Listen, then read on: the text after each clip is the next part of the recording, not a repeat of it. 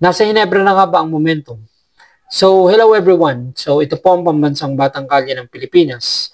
So, kayo po ay nanonood at patuloy na sumusubaybay sa FTW, ang For the Wins video.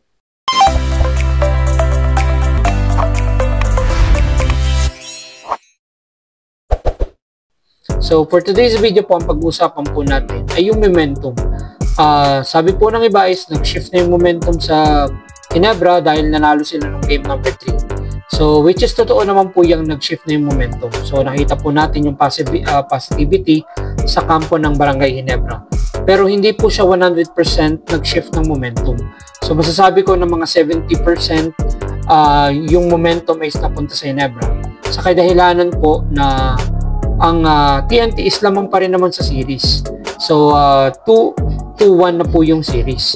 So, mangyayari lamang yan na mag-shift yung 100% momentum if Hinebra will win the game number 4. So, to tie or to even the series to 2-2. So, dyan po mag-shift. At yan po yung ina-anticipate ni Ronde Hollis Jefferson.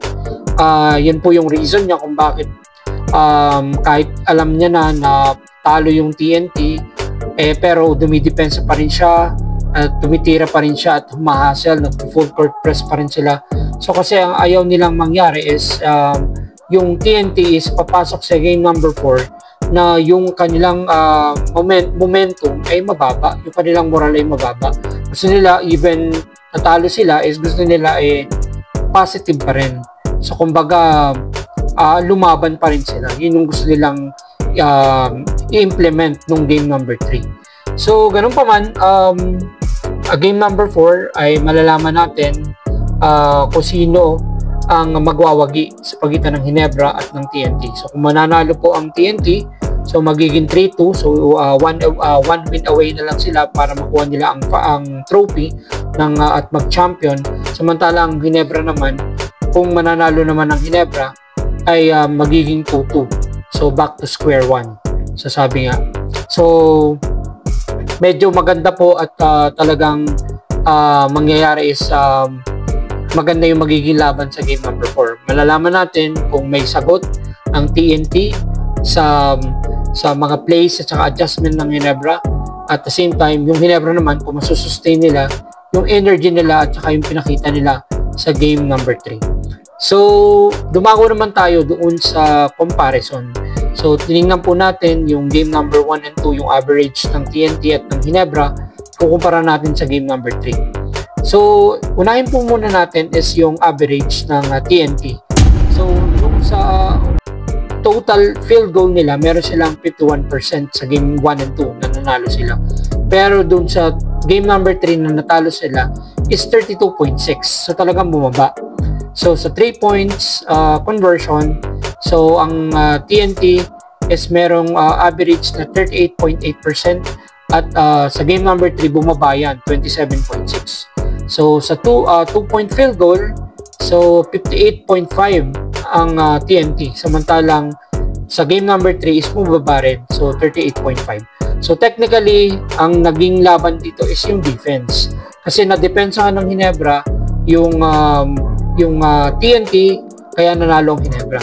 So, sa Hinebra naman, ang average nila sa game 1 and 2, mababa, 37.33. And umakyat siya ng 50% sa game number 3.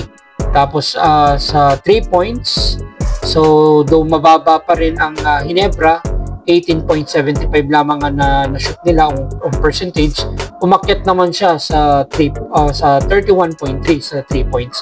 And sa 2 points, 48.9 ang average ng Hinebra and inakyat nila sa 58.3. So, nag-improve ang Hinebra when it comes dun sa shooting percentage. Ibig sabihin lang po nito is mas naging maingat ang Hinebra, hindi basta sila tumitira. Kailangan sinet nila sa utak nila na kailangan at least makakashoot sila. So, kung hindi man makashoot, at least mataas pa rin yung percentage. So, hindi sila basta-basta titira ng kung ano-anong tira lamang. So, sinisigurado nila na nasa play, bukas yung tira, no poor shot. So, yun yung medyo naging story ng game 1, game 2, and game number 3. So again, ito po ay sabi nga nila is yung defense is the best offense. So of course, kung sino po yung magpapakita ng magandang depensa sa game number 4 is may chance, mas malaki yung chance na manalo at makuha nila yung game number 4. Gaano kalaga yung game number 4? Of course, sa TNT, again, kung mananalo ang TNT is one way away. Kung matatalo sila is magtatay. So sa Ginebra naman, kung mananalo sila is of course magtatay to 2-2, back to square one. And kung matatalo ang Ginebra, is mangyayari is magiging 1-3 sila. So mas may pressure ang sa Ginebra kung matatalo sila. Pero this time, yung pressure is of course nasa TNT. Ang pressure nasa TNT kasi kailangan nilang manalo.